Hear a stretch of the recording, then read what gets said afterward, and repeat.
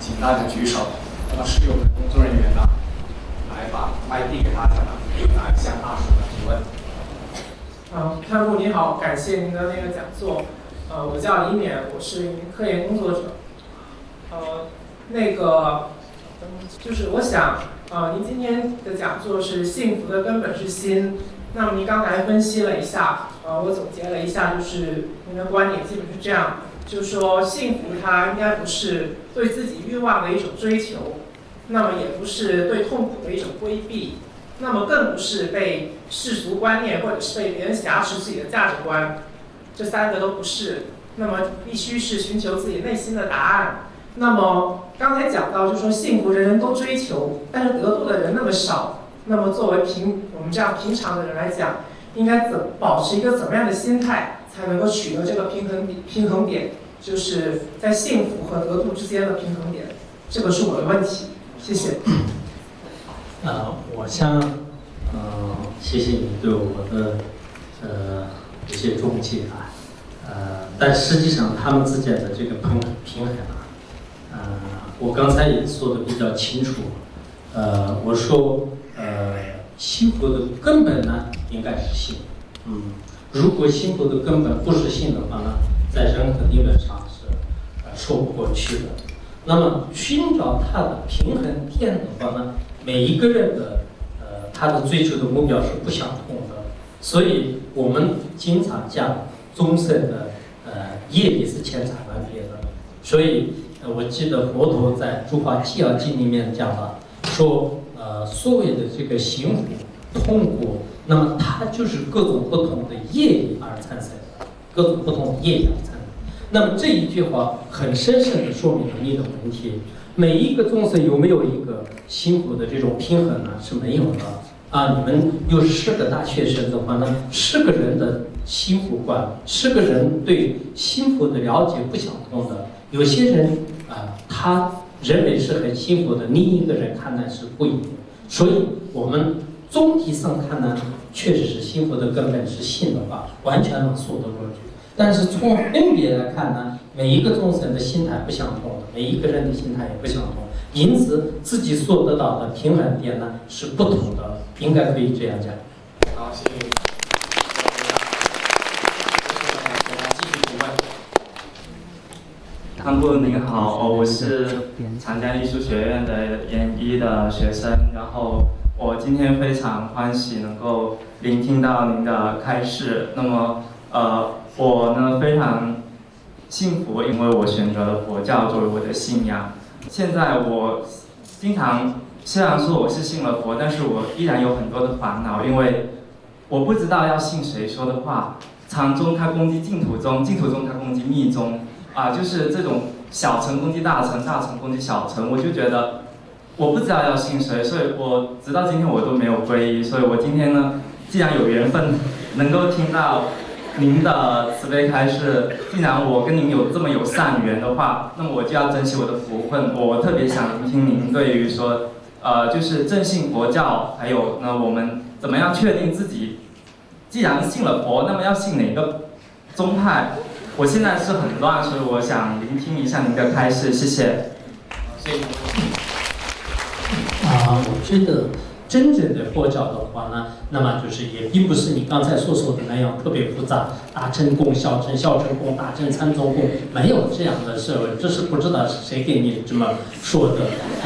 我们觉得是我们这个佛教内部的话呢，应该是和睦相处的，而且呢就是互相关心提醒，互相呢就是这个学习。我的是到汉地哪一个寺院，哪一个高僧大德的话呢，都特别就是敬仰他们。他们这些汉传佛教的话，对藏传佛教也是非常的这个随喜啊、支持啊，就是包括我们在汉地的这个弘扬这个藏传佛教的话呢，互相的是没有任何的抵触。当然有各个派的一些不同的观点是正常的。你们大学里面也有理科的，也有文科的，还有你们包括这个书院的话呢，就是各种各样的派全部都是在一起，就是在这个读书院里面，就是全部都是一起。但是这不叫混乱，就是这是一种互相学习、互相了解的一种特别好的多元文化的一种气氛。所以佛教呢，其实是它禅宗、净土、藏传很多都是它是根据不同众生的根基，有多元文化的一种这个体现啊。所以呢，我想只要你去，因为可能佛教的真正的这个内在的这种形象呢，就是不可能一览无余，所以呢，可能再进一步的去信仰，就是信仰以后呢，慢慢去皈依，一直不皈依的话，那也起不到作用。好，谢谢。那同学，请踊跃提问。大师你好，我是09变信息工程的一名学生。我这里有3个问题。第一个问题，每个人只能问一个。一个。对。那好吧，就我问一个，如果就是怎么看待？好像现在哈佛大学它也开设一门就幸福课，就是我们高校需不需要？就是我们在中国高校开设一门这样的一门幸福课，你觉得你怎么看待这个问题？谢谢。我觉得幸福课如果各方面因缘具足的话，开也可以。以前我们看到哈佛大学，有一位心理学老师，他对这个幸福的评价呢，他说一份身无分文的一个穷人，他得到了财富中产阶级的这样的一个财富的时候呢，有这个幸福感。但是到了高层的时候呢，所谓的幸福无踪无影。所以在这个哈佛里面呢，对这个幸福的这种包括这方面的研究啊、分析啊，也有很多。甚至哈佛里面的我所认识的有个别的一些教授，据他们说呢，是哈佛里面的幸福课呢，实际上是与这个心理学相结合的。而且心理学的很多的教授和老师呢，他们跟这个佛教都是有联系的。我认识的有一个佛教的这个老师，那么这个老师呢，实际上就是讲一个心理学。那讲心理学的时候呢，因为大家都知道西方人呢也特别喜欢追求幸福，然后他通过心理的一种调整，心理的一种调试呢，慢慢很多人真的找到了生活的方向。所以我认为，如果像哈佛那样的话呢，就是不仅是有这个幸福的这个科技，还有特别希望呢，我们这个山东大学里面呢，我没有听说过是有佛教的研究中心。其实在这里呢，应该有一个佛教的研究中心的话呢，我也是很随喜的，因为我们这个李嘉诚先生的话呢，实际上确实是他很了不起的，但他在很多的资料当中也公开的说是他是这个虔诚的佛教的，包括他的妈妈、他的母亲啊，他的这个就前妻啊，什么那个过世了的那个就是妻子啊，这些都是这个佛教徒，并且对佛教的这个贡献也是非常大的。所以我想呢，我们这里有很多的一些，如果各方面的因缘具足方便的话呢，应该有一个佛教的参修中心。像那个北京大学啊，还有包括这个山西那边的很多大学里面，他们最早的时候是大概是87年的时候的有这个佛教研究中心的就是参学社的，还有呢有一些比如说甘都师啊，就对这个佛教研究很多不同的一些。那么这样的话，我们很多青少年呢，可能对这个佛教的对这方面有兴趣的、有兴趣的人呢，可能确实是意义非常大的就这是也是这么一个想法。大师你好，我是一名生物的郭达生。然后我刚才听你说，就是幸福是去帮助别人，但是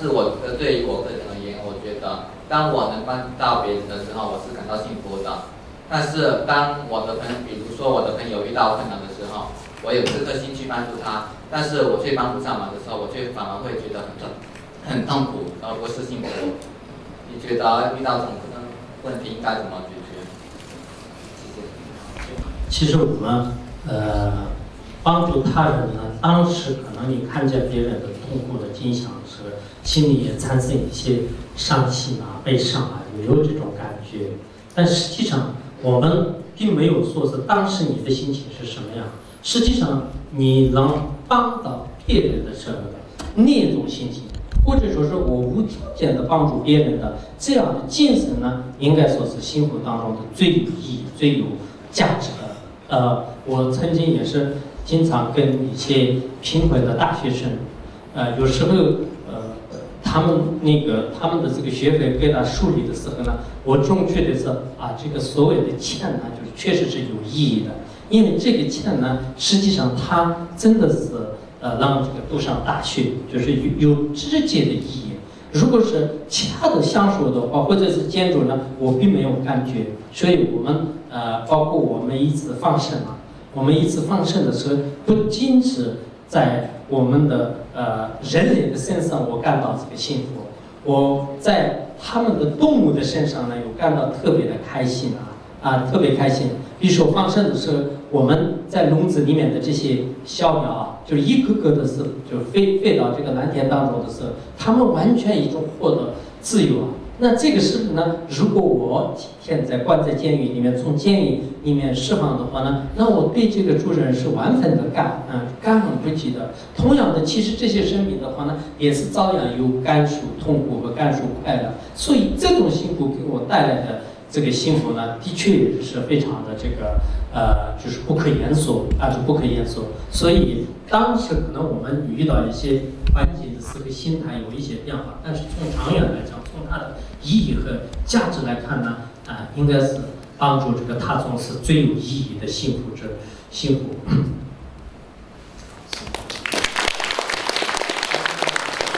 大师你好，就是你的主题是幸福的根本是心。那我想问一下，你觉得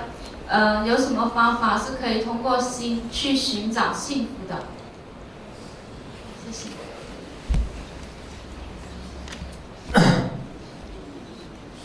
我觉得应该是用心找幸福的话呢，因为幸福本身呢，它是一种信的执着方式，一种信念，因此你要得到一个长久的永恒的这种幸福呢，我刚才前面所分析一样是很困难的。但是暂时比较而言，生活应该很这种快乐这是我想在我们实践当中也有很多的方法就包括你可能去一些比较亲近的地方，也会有一些幸福。不知道你们看过没有？就是去年大概在11月份的时候呢，不丹国家呢成为现在世界上最幸福的这个国家之一。其实在这里人口不到70万，但是当时日本也是出现了一个不丹热潮。为什么呢？因为不丹日本现在是人口接近这个1亿个人口，但是每一年都是有3万左右的自杀的人，而不丹呢就是从来的是没有出现，他们整个七国上下全部都是信仰大乘佛教。大概在90年的时候呢，我也去过，我看到他们的国王和他们的很多人的这个行为呢，确实是很羡慕。为什么羡慕呢？并不是羡慕他们的这个高楼大厦，他们的整个建筑和生活方式呢，不像跟我们的大城市，包括现在但国家提倡就是对外不开放我们认为是开放很幸福的，但是他们认为是开放不一定很好的，因为自己的传统文化全部被践踏，然后人们的这个心呢，就是不能这个平静，包括他们电视电影好多的这样的因素的话呢，国家是禁止的，但他们的每一个人的脸上呢，也有这个幸福的效果。所以有时人呢，真正你找一个非常复杂的地方去寻找呢，就是不一定找得到，应该是比较简单的，比较我们佛教讲的是这叫做知足少欲，每个人的有种满足感最后我跟你回答的呢，用心来找幸福的话呢，你最好是对任何一个诉求呢有一个满足感。其实满足感就是一个幸福。我刚才举的例子母亲就是对这个孩子，其实是谁都有，但是他觉得是啊，我有了这个宝宝，我一生当中是最喜欢的，他已经来到这个世界，那我多么幸福啊！然后他就开始沉溺在这样的境界当中，这是最幸福。因此，你对任何一个索取呢，如果有个满足感的话呢，我觉得这就是你的幸福。如果没有满足，你永远也找不到幸福。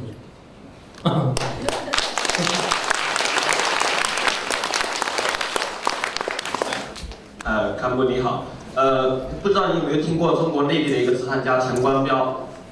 他一直在承诺自己会裸捐，他所提倡这种暴力式慈善，对我们的中国的慈善的发展是一剂良药，既苦口但是能治疫病，还是一剂猛药，它只能治好病，但是它能够又会致死自己的身体。谢谢。其实我个人认为就现在人们都认为是中国慈善家陈光标的有些慈善也是曾经关注过。当然，所谓的这个慈善的真正的内涵可能日久见人心，路遥知马力。刚开始起步的时候，谁也不一定能完全明白，就是他的建立慈善基金也好，或者是他的基本的一些理念和这个宗旨。从总体看来的话呢，我觉得是现在的这个一些慈善应该我们的这个理念就包括这个慈善的一些理念呢，还没有就是提升，就是我们也希望就是现在可能这几年呢，可能会这个出台就是慈善法，就是那这样的话呢，在社会的这个慈善呢，也可能稍微有一些进步。也同时呢，就是出现一些去年6月份的时候呢，也是这个包括红十字的一些这个郭美美的事情的这个发生呢，很多这个慈善呢也有各种背离和一些误解。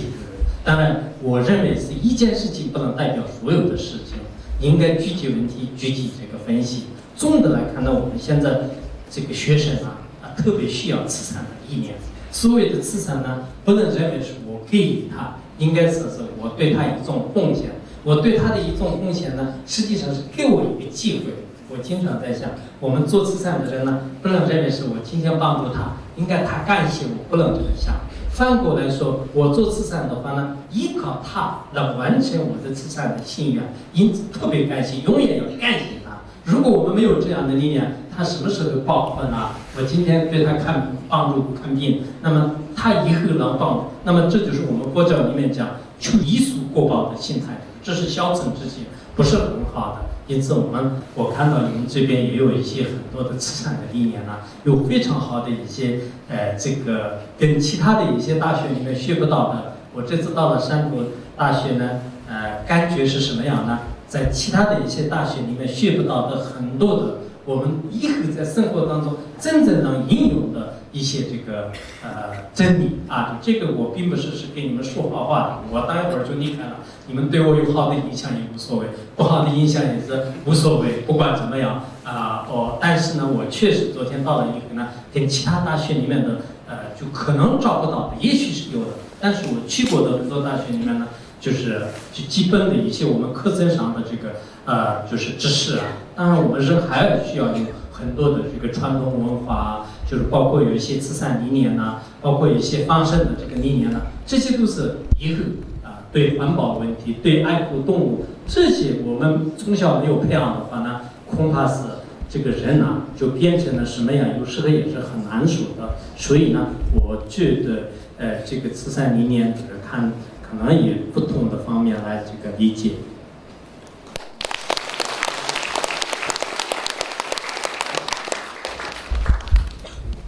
您好，我叫陈超，很高兴今天能够与您结缘。然后我的问题是，当我们还是孩子的时候，学生是吧？我是学生，对。然后我的问题是，当我们还是孩子的时候，我们的精力非常的少，那个时候就感觉很无忧无虑，感觉到很幸福。但是精力呢是加法，随着年岁的增长，我们的精力会越来越多，而修行却是减法，我们要不断的放下一些事情，再放下一些事情。所以您觉得这两者是矛盾的吗？还有一个问题就是，您觉得如何才能达至正信的佛学？谢谢。觉得这两个问题，合起来回答的时候呢，其实我们生活当中也有可能需要质的方向的，也有需要不断的积极努力的一面。从总体上看，我们现在很多年轻人应该是要找到一个比较这个准确的人生观，这个很重要。如果没有找到人生观，盲目的需求，盲目的一直追求的话呢，最后自己也是面无边际的。所以呢，应该在自己寻找人生之路或者说人生目标的时候呢，我们要对这个世界应该看清。我刚才讲了，我们这个世界呢也有黑暗的，也有光明的。我的人生呢，也许是成功，也许是失败。我的这个家庭也好，包括现在很多年轻人呢，可能都是独生子啊，都是这个将来就是承担很多的家里的各方面的这个压力。这种压力有时候是这个特别的沉重。在这个时候呢，我该放的有些事情应该放，该担着的应该就是去担着。那么有这样一个很准确的心态的话呢，那么就是自己的求学佛法呢也可以成年。其实有些人认为我们这个学习佛法以后呢，完全的需要看破，完全的是把所有的事情都放下来，其实也不是这样的。我想我们现在汉地的很多大城市里面比较可悲的是什么呢？有些人想学习佛法，可是呢，真正能将近说法的人呢，就比较少，不像我们藏传佛教。在藏传佛教各个地方，比如说你每到几公里的时候呢，有一个小寺院，这个寺院里面呢，就经常有那个这个，比如说我所住的我的家乡呢，大概是人口不到这个4万，但是寺院的话呢，大概有20座寺院，20座寺院里面真正不讲课的呢，就是那天我们统计的是，只有2个寺院没有这个条件，就是讲课，就是其他的十几个寺院呢，全部都在这个每天都是跟在家人、跟出家人都是有这个讲经说法的这样的这个传统。因此，如果我们年轻人呢懂得这个佛法呢，年轻人的学佛呢不能是一个层面，你烧个香啊、拜个佛啊，这样的话呢，认为这是一种迷信，因为这样的行为呢，实际上佛教当中的部分的这个行为就部分的行为。那么我们大学生呢，除了一个体操以外，就是所有的这个教学的课没有的话呢，那这个大学也是成了这个精神上、教育上一种这个空虚。所以我们佛教呢，其实我们佛教都有这个责任的。但是刚才有些老师还是就是说的一样，确实佛教是比较这个衰败的。佛教的精神是确实很好，我也研究了接近30年的时间，我始终觉得是所有的学问当中，确实佛教是最经得起理论的考察，最经得起修正的提炼，最应该就是究竟最科学的这样的一个特别完美的这个学问。可是懂得他的教育的人呢，就是包括有一些知识分子，或者说我们这个出家人当中也是不算就是很多的。我都并不是说我是非常懂这个佛教的教育，我也是在里面一知半解。但是呢，我有信心，只要你去学习呢，确实有很深的一些理论体系和还有这个修行境界。因此，可能佛教的真正的一些道理的话呢，年轻人通过现在就是网络就是很多课程的学习以后呢，才能明白它的真正的教育。否则的话呢，你光是看1-2本书，就是断章取义的话呢，佛教的本来真相呢，就并不一定是权威的导致。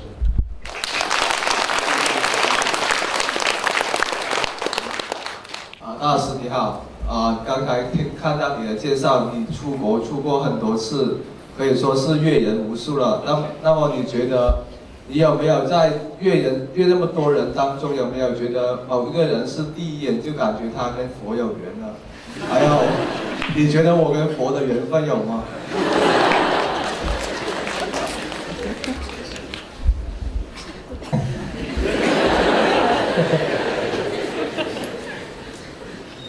你对佛很有缘分，因为你具有如来藏。我是这样的，其实很多人问这个问题，我对佛有没有缘，我对出家有没有缘，就是很多人问这个问题。这个缘分呢，是每个人都是有的，应该按照我们这个大乘佛教的观点的话，其实每一个众生都具足如来藏，到一定的时候呢，会这个成熟，会开化结果。所以只不过暂时有一些障碍和有一些因缘呢，还没有完全就是成熟。所以可能不仅仅是这个我们有些这样，就应该说所有的众生都有这个佛缘佛境啊，就按照佛经来讲也是这样的。然后我去很多国家的时候呢，在我的印象当中也没有特别的见到一个人是对就是某某佛啊，或者是有什么这个，因为我没有他心通，没有他心通的话呢，不知道别人的是什么样的。但是从别人的态度上看出来，有些人呢对佛法，对那个有些这个佛经啊，就是特别恭敬啊。从表情上就是可以看见了这个人对这个佛肯定很有缘的。然后有些人呢，从表情上看呢，就是这个人呢，从头到尾就是整个过程当中的话呢，好像特别冷漠，特别冷淡，就是应该是不是暂时对这个佛呢没有很大的缘分？有时候从感觉上是这样推的，但是这毕竟是一种推测。所以说呢，在我的感觉当中呢，也有许许多多的，包括我们今天在座的很多这个大学生、年轻人的话呢，只不过以前是没有这样的一种际遇，不然的话呢，真正对这个佛教的有些道理啊，就是会明白。其实明白的话呢，我们都并不是说是佛教呢需要这个通知你们就是我们要宣传，你们一定要加入我们。我们从来都是没有这样的意思。只不过我自己呢，在这个佛教当中受到了对人生当中的非常多的束缚和利益。我内心当中确实有，很多年轻人生活的开端，将来肯定要面对很多的痛苦和面对很多的现实的问题。如果对佛教有所了解的话呢，至少也是可能减少自杀率、减少痛苦、减少眼泪、减少就是对社会的很多的抱怨和一些怨气。那这也是一种这个所谓的真善美。所以我的想法也是这样。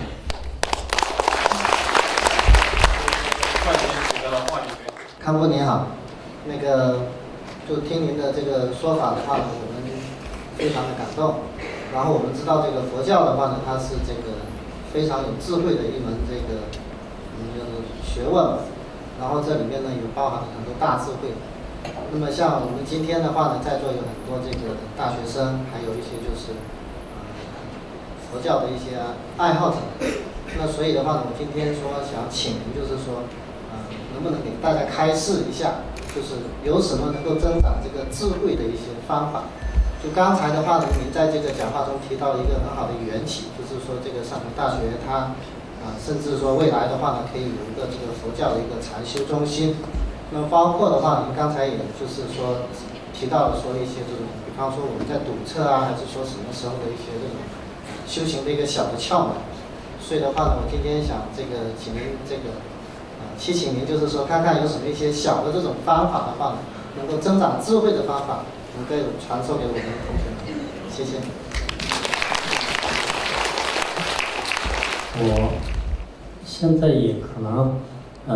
就是我们的时间关系很多原因，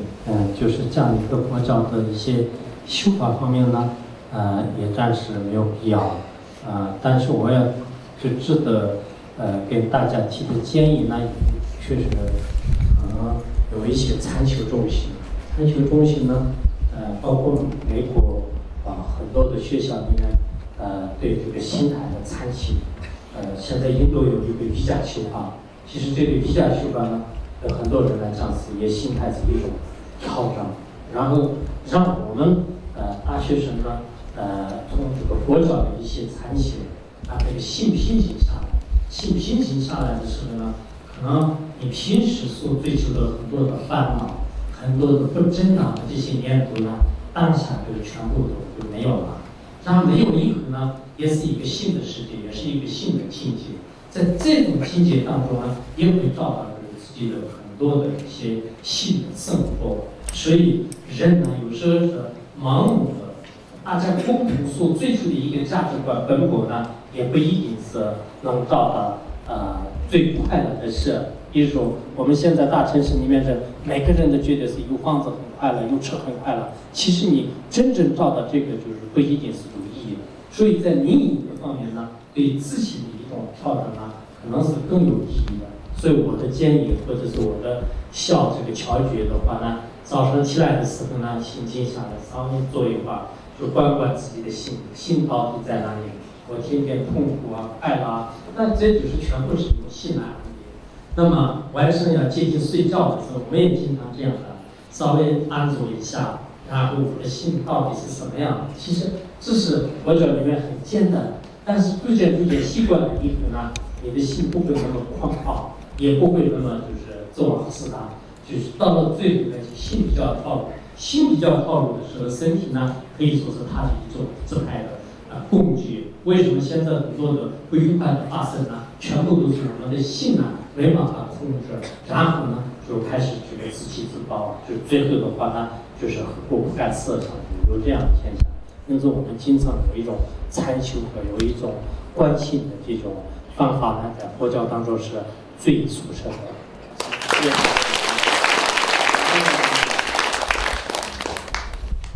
那个汤姆老师您好，我是08级法学院的一名学生。首先很感谢您今天晚上给我们带来那么精彩的讲座。那么我的问题是，就是佛教教义很重要的一方面是强调利他，但是佛教同时呢也强调那个自他二利。所以请您开示一下那个自利和利他之间的关系。好，谢谢。我觉得佛教的自理啊，自己是自我解脱，这是佛教里面分南传佛教的北传佛教，或者说是小乘和大乘。一般佛教的自理呢，自我解脱，这个是因为自己获得快乐，或者自己得到解脱，自己离开烦恼，这样一种目标去学习和修持呢，这叫做是小乘的这个教育。而他理的话呢，那么这是大乘佛教的教育。大乘佛教的教育呢，我先就是不度众生，先要度众生，一有不空，是苦生活，这是地藏菩萨的发心。也就是说，我先帮助一切所有的生命，然后我自己在后面的结果呢，其实他何止利他的这种精神呢，是应该是最高尚的。为什么？我们实践当中也是有些同学呢，只要有利他的心的话呢，那么他自己的理解的事呢，自然而然会成功。任何一个领导，任何一个老师，任何一个人呢，如果他天天心里面帮助别人的话呢，那么自己的这种个人的家庭、个人的一些快乐呢，渐渐就是自然而然得到的。所以在我们人类这个社会当中的话呢，大乘佛教是应该说是最有这个价值的这个瑞宝啊。我们现在很多人自私自利的心特别可怕，所以呢，包括我们的这个新闻上的很多的一些不愉快的事情，来源就是以自利而产生的。那么这种自利呢，是世间的自利和出世间的自利。如果是出世间的看破一切的一些解脱自利的话呢，也算是可以的，有无我的解脱。可是呢，我们现在维护自利的这种不良行为的话呢，还是对社会也是造成了不良的这个后果。因此，我们特别希望呢，大家要学习一种利他菩萨精神。其实利他的菩萨精神，从小的时候我觉得可以培训。如果从小的每个人的有一种利他的心的话呢，那么所有的这个行为都是很容易的。如果我昨天看到你们学院里面呢，有很多的这个项目啊，就包括对未来的这个心灵的拓展啊，还有很多的这个一些项目。但是这些项目如果是一个利他的基础上的话呢，那么就是绝对是这个对社会是有利的。如果我们心就越来越狭窄，就是在利己的一种行为的话呢，那么就是到一定的时候呢，它不一定是走得过去。所以任何一个人的将来的发展呢，其实利他是最有意义的。最后3个问题的话，师傅你好，您刚才说到幸福的其中一个秘诀，就是当你家庭美满的时候，你要想想你失去亲人的那种感受。你觉得你会不会觉得这对我们普通人来说太残忍了？我想不残忍的。我们100年之内，我们每一个人也是面对一个世界末日，因为自己完全需要离开这个世界，而且你的家里的父母也好，你的家人的话呢，不可能永远都是这个幸福美满快乐生活，应该是有一个无常的成分在里面。所以我们这种痛苦没有呈现、没有出现之前，你要做一个思想准备的话呢，这没有什么可残忍的。所以我们以前的很多智者也是说了，我们的希望是好的方面，就是积极努力，但是也需要有最不好的这个打算来，就是要这个准备应对。所以这是一个智者的基本的一种生活的选择方式。老师你好，我是山东人，然后我有个问题想问，就是佛学里面说善有善报，恶有恶报。那为什么这社会上很多的老实人，他们会忍受到很多痛苦，会受欺负？那再举个例子，那雷锋做了那么多好事，那为什么他会英年早逝？这个东西是可以用佛法来解释吗？好，谢谢。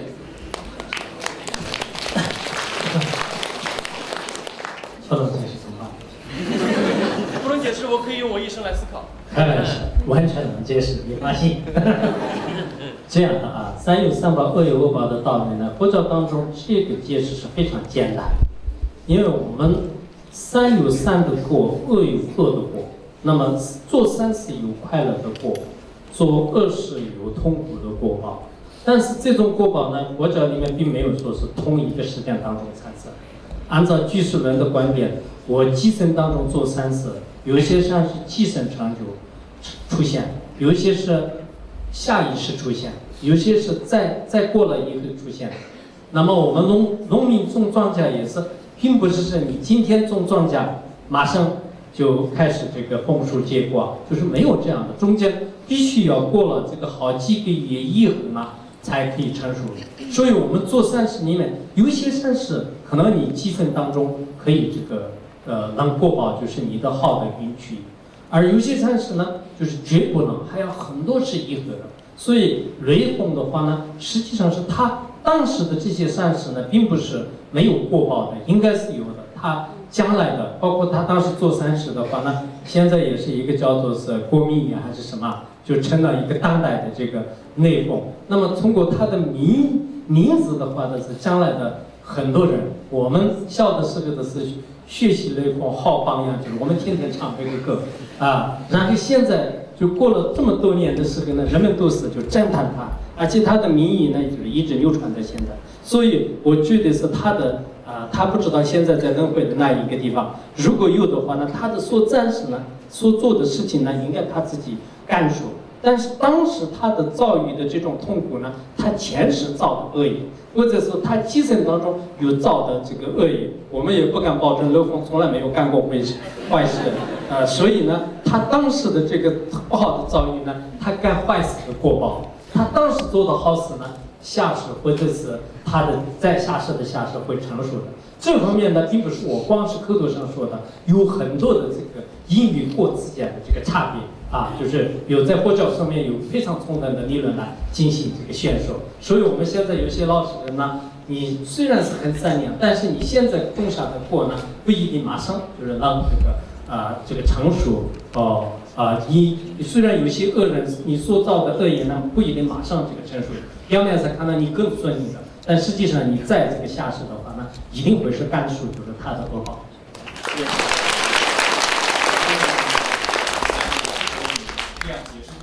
康复你好，我刚才你提到说你是在要毕业的时候，然后决定出家的，然后当时你的老师也反对，我想问一下是什么样的原因让你在大家反对的情况下做出了这样的决定？然后从你出家到现在这么多年，有没有曾经的一刻后悔过做这个决定？谢谢。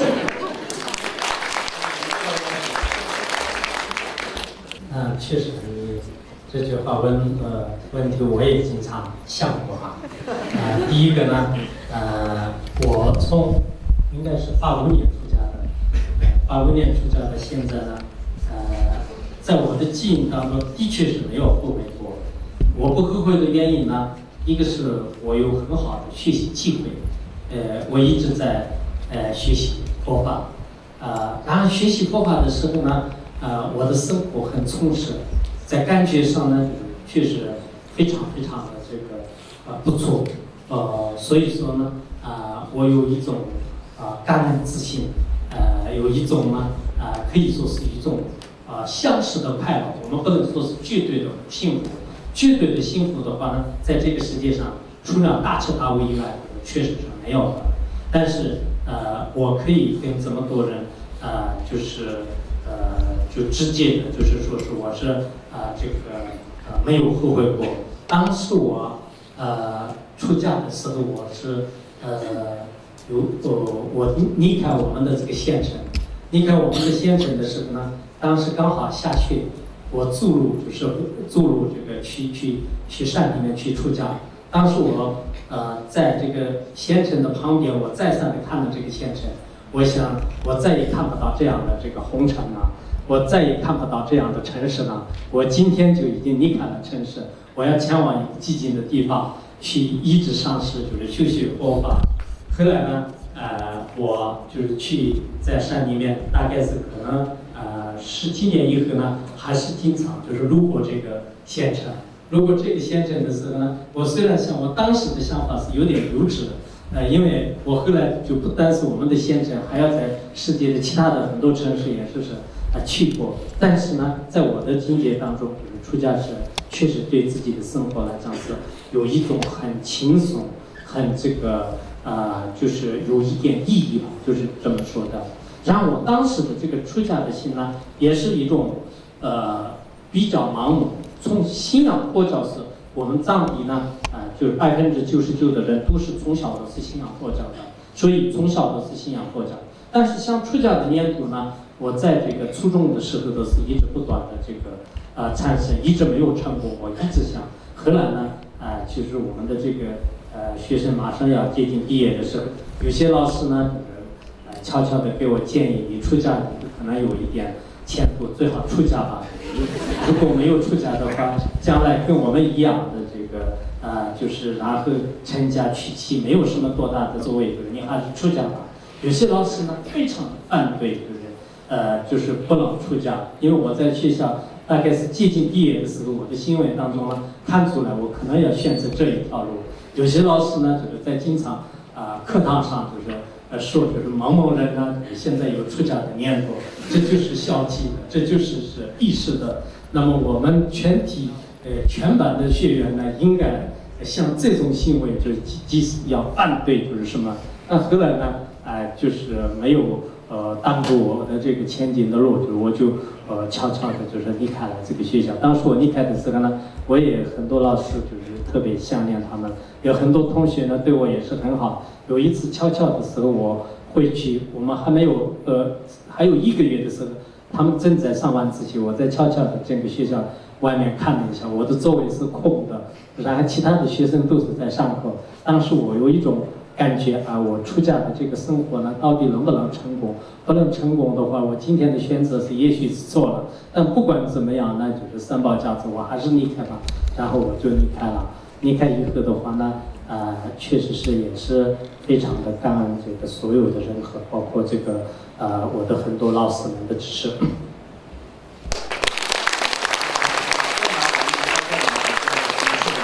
那么非常的感谢我们的索达迪堪布呢精彩的演讲，跟我们一个睿智的一个回答呢。我们智诚书院这边呢为他准备了一份礼物，有请我们智诚书院的院长呢将礼物呢送给我们的堪布。